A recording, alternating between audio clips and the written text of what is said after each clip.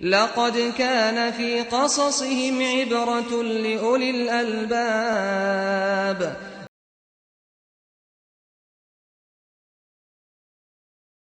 الحمد للہ والصلاة والسلام علی رسول اللہ وعلی آلہ وصحبہ ومن والاه. محترم بھائیو، السلام علیکم ورحمۃ اللہ وبرکاتہ. قرآنی قصوں میں سے ایک قصہ ہے اصحاب کہف کا، یعنی غار والوں کا. سورہ کہف کا سورہ کہف جو نام ہے، اسی غار والوں کے قصے کی طرف نسبت کر کے نام رکھا گیا ہے. یہ غار والے کون ہیں اور ان کا قصہ کیا ہے؟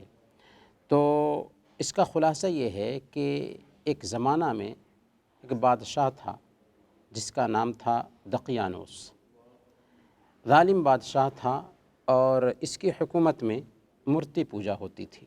کہا جاتا ہے کہ کچھ ایمان والے تھے، 7 کے قریب یہ نوجوان تھے جنہوں نے اپنے باپ دادا کی عبادت سے دوری اختیار کر لی تھی. ان کے بیچ ایک دیوتا کا مندر تھا جس کی لوگ پوجا کرنے کے لیے اکٹھا ہوتے تھے. چنانچہ ایک مرتبہ سب کے سب پوجا کے لیے اکٹھا ہوئے تھے. یہ نوجوان بھی آئے تو تقریباً یہ 7 کے قریب نوجوان تھے. ان نوجوانوں کا دل مورتی پوجا سے کھٹا ہو گیا. انہوں نے سوچا کہ ایک اللہ کی عبادت ہونی چاہیے، یہ مورتیاں جن کو ہم اپنے ہاتھ سے بناتے ہیں آخر ان کی عبادت کیسے ہوگی؟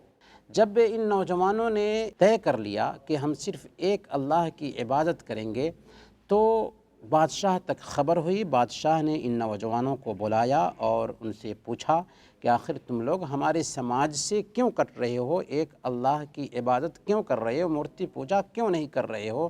تو ان نوجوانوں نے کہا ربنا رب السماوات والارض لن ندعو من دونه الہا لقد قلنا اذا شططا، کہ ہمارا پروردگار تو وہی ایک اللہ ہے جو آسمانوں اور زمین کا پروردگار ہے، ناممکن ہے کہ ہم اس کے علاوہ کسی اور کو پکاریں. اگر ہم نے ایسا کیا تو ہم بہت غلط بات کہنے والے ٹھہریں گے. انہوں نے اپنی قوم کے لوگوں سے بھی خطاب کیا اور انہوں نے ان سے بھی کھلی کھلی باتیں کہیں. ہؤلاء قوم اتخذوا من دونہ آلہہ، کہ ہماری قوم کے لوگوں نے اللہ کے سوا دوسرے معبود بنا رکھے ہیں. لولا یأتون علیہم بسلطان بین، ان کی خدائی پر کوئی صاف دلیل کیوں نہیں پیش کرتے؟ گویا کہ نہ صرف یہ کہ انہوں نے بادشاہ کے سامنے توحید کی دلیل پیش کی، بلکہ اپنی قوم کے لوگوں کے سامنے حجت بھی پیش کیا کہ اگر تم مورتی پوجا کرتے ہو، اللہ کے علاوہ کسی اور کی عبادت کرتے ہو تو اس کے لیے دلیل لاؤ تاکہ ہمارے سامنے میں تمہاری دلیل واضح ہو سکے. ان کی اس ہمت سے بادشاہ بہت غصہ ہوا اور ان کو سزا دینے کی پلاننگ کرنے لگا. جب ان نوجوانوں نے محسوس کیا کہ اب ہمیں گرفت میں لے لیا جائے گا تو ان نوجوانوں نے فیصلہ کیا کہ ہم اپنے ملک کو چھوڑ کر کے کہیں پناہ لیتے ہیں. چنانچہ ان نوجوانوں نے اپنی بستی کو چھوڑا. ان کا ایک کتا تھا ساتھ میں لیا اور نکل گئے، ایک غار میں پناہ لے لی. غار میں پناہ لینے کے بعد اللہ تعالیٰ سے دعا بھی کیا، ربنا آتنا من لدنک رحمہ وہیئ لنا من امرنا رشدا، اے ہمارے رب ہمیں اپنے پاس سے رحمت عطا فرما اور ہمارے کام میں ہمارے لیے آسانی فرما دے. چنانچہ کتا جو ان کے ساتھ تھا غار کے منہ پر بیٹھ گیا اور وہ تھکے ہوئے تھے، بیٹھے، نیند آ گئی اور نیند بھی اتنی لمبی ہوئی کہ 309 سال تک سوئے رہے. غار میں اللہ تعالیٰ نے ان کے سونے کی جو کیفیت بنا دی تھی وہ بھی نرالی ہے، اس پہ غور کرنا چاہیے. سب سے پہلے سورج کی روشنی ان پر ڈائریکٹ نہیں پڑتی تھی، یعنی سورج نکلتے وقت دائیں جانب اور ڈوبتے وقت بائیں جانب کترا کر کے نکلتا تھا، جس کی وجہ سے سورج کا نقصان ان کے جسم کو نہیں ہوا. دوسرے نمبر پر غار جس میں وہ چھپے تھے بہت کشادہ تھا. تیسرے نمبر پر ان کی آنکھیں بھی کھلی ہوئی تھیں کہ دیکھنے والا سمجھ لے کہ یہ سو نہیں رہے ہیں. اللہ نے فرمایا وَتَحْسَبُهُمْ أَيْقَاظًا وَهُمْ رُقُودٌ، کہ آپ خیال کرتے کہ وہ بیدار ہیں حالانکہ وہ سوئے ہوئے تھے.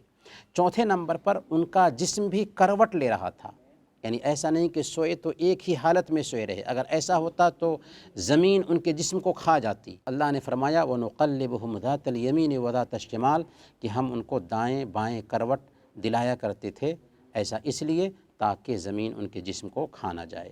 اور پانچویں نمبر پر ان کا جو کتا تھا اپنی چوکھٹ پر اپنے ہاتھ پھیلائے ہوئے تھا کہ کسی کو غار میں داخل ہونے کی ہمت نہ ہو۔ اللہ نے فرمایا کہ ایسی کیفیت تھی کہ اگر کوئی آدمی اس غار میں داخل ہوتا تو الٹے پاؤں بھاگتا اور اس پر رعب اور گھبراہٹ طاری ہو جاتی۔ پھر اللہ تعالیٰ نے 309 سال سلانے کے بعد ان کو بیدار کیا، ان کی آنکھیں کھلیں تو ان کو اندازہ ہوا کہ ہم بہت کم مدت تک سوئے رہے ہیں۔ چنانچہ کسی نے کہا کہ لبثنا یومن او بعد یومن، ایک دن یا اس سے بھی کم دنوں تک ہم سوئے رہے ہیں۔ کسی نے کہا ربکم اعلم بما لبثتم کہ یہ بحث نظر انداز کرو، تمہارا رب ہی بہتر جانتا ہے کہ تم کتنے دنوں تک سوئے رہے ہو۔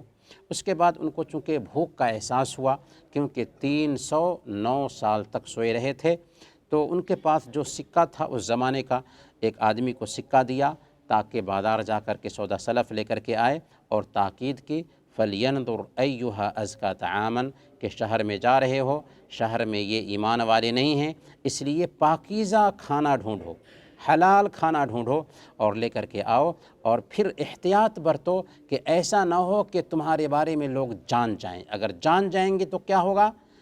دیکھیں ان ایمان والوں کا ایمان، کہا انہم ان یظہروا علیکم یرجموکم او یعیدوکم فی ملتہم ولن تفلحوا اذن ابدا کہ اگر یہ تمہارے اوپر غلبہ پالیں تو کیا کریں گے؟ تمہیں پتھر سے مار مار کر ختم کر دیں گے، سنگسار کر دیں گے، یا تمہیں اپنے دین میں لوٹا دیں گے، اور اگر ایسا ہوا تو تم کسی صورت میں کامیاب نہیں ہو سکتے۔ جو سکہ لے کر کے گئے تھے وہ سکہ پرانا تھا، اس لیے پہچان لیے گئے، دکاندار کو دیا تو دکاندار نے دوسرے دکاندار کو دکھایا، سمجھے کہ یہ تو سکہ بہت ہی پرانا ہے، یہاں تک کہ بات حکومت تک پہنچ جاتی ہے، اور اسی آدمی کے راستے لوگ اس غار تک پہنچتے ہیں اور ان 7 آدمیوں کا پتہ چل جاتا ہے، لیکن حکومت بدل چکی تھی، ایمان والے آ چکے تھے، اس لیے کوئی مسئلہ نہیں ہوا اور ان غار والوں کا پتہ بھی چل گیا۔ یہاں پر اس غار والوں کے قصہ سے ہمیں چند اسباق ملتے ہیں۔ سب سے پہلا سبق یہ ملتا ہے کہ عقیدہ سیکھنے پر دھیان دینا چاہیے۔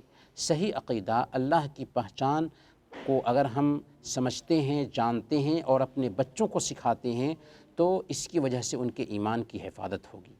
ان نوجوانوں نے صرف یہ نہیں کہ صحیح عقیدہ کو جانا تھا بلکہ ان سے دلیل بھی مانگی تھی، لولا یأتون علیہم بسلطان بین، اگر شرک کرتے ہیں تو اس کے لیے کھلی دلیل پیش کریں، تو صحیح عقیدہ کو جانیں گے تو دین پر ثابت قدم رہ سکیں گے۔ دوسرے نمبر پر اس میں یہ سبق ملتا ہے کہ نوجوانوں کی تربیت پر خاص دھیان دینا چاہیے۔ ہمارے بیچ جو نوجوان ہیں انہیں صحیح عقیدہ سکھانا چاہیے، ان کی تربیت پر خاص دھیان دینا چاہیے۔ کون تھے؟ اللہ نے فرمایا انہم فتیۃ، یہ چند نوجوان تھے جو اللہ پر ایمان لائے تھے۔ اگر نوجوانوں کی نوجوانی اللہ کی عبادت میں گزرتی ہے تو کل قیامت کے دن عرش کا سایہ پانے والے ہیں یہ نوجوان، اس لیے ہمیں اپنے نوجوانوں کی تربیت پر خاص دھیان دینا چاہیے۔ تیسرا سبق یہ ملتا ہے کہ اگر ہم اللہ کی حفاظت کریں گے تو اللہ ہماری حفاظت کرے گا۔ احفظ اللہ یحفظک، اللہ کی حفاظت کرو اللہ تیری حفاظت کرے گا۔ اللہ تعالیٰ نے ان نوجوانوں کی حفاظت کی کہ ظالم حکمراں سے 309 سال تک سلائے رکھا اور ان کے جسم کو بھی محفوظ رکھا۔ یہاں پر چوتھا سبق یہ ملتا ہے کہ دین کی حفاظت کے لیے اگر ضرورت محسوس ہو تو ہجرت کر جانی چاہیے، جیسا کہ ان نوجوانوں نے اپنے ملک کو چھوڑا اور غار میں پناہ لی۔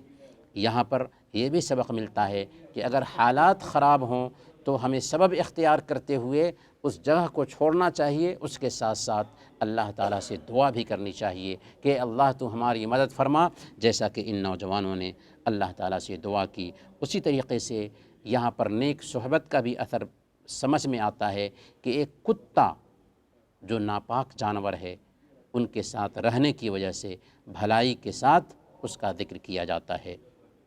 اور اخیر میں اس قصے میں ہم یہ بھی جانتے ہیں کہ قبروں پر مسجد کی تعمیر جائز نہیں، لیکن قصہ کے اینڈ میں اللہ تعالیٰ نے جو یہ بیان فرمایا ہے، قال الذین غلبوا علی امرہم لنتخذن علیہم مسجدا، کہ جن لوگوں نے ان کے بارے میں غلبہ پایا وہ کہنے لگے کہ ہم ان کے آس پاس مسجد بنا لیں گے۔ یہ کون لوگ تھے؟ یہ علم والے نہیں تھے، جاہ اور حشمت والے تھے، ارباب اقتدار تھے، جن کے پاس علم کی کمی تھی، اس لیے انہوں نے ایسی بات کہی تھی کہ ان کی قبروں پر ہم مسجد بنا لیں گے۔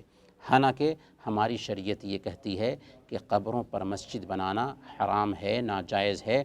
اللہ کے نبی صلی اللہ علیہ وسلم نے صحیح بخاری اور صحیح مسلم کی روایت کے مطابق موت سے چند دنوں پہلے کہا تھا، لعنت اللہ علی الیہود والنصارى اتخذوا قبور انبیائہم مساجد، یہودیوں اور عیسائیوں پر اللہ کی لعنت ہو کہ انہوں نے اپنے نبیوں کی قبروں کو سجدہ گاہ بنا لیا تھا۔ وصلی اللہ علی نبینا محمد وعلی آلہ وصحبہ اجمعین۔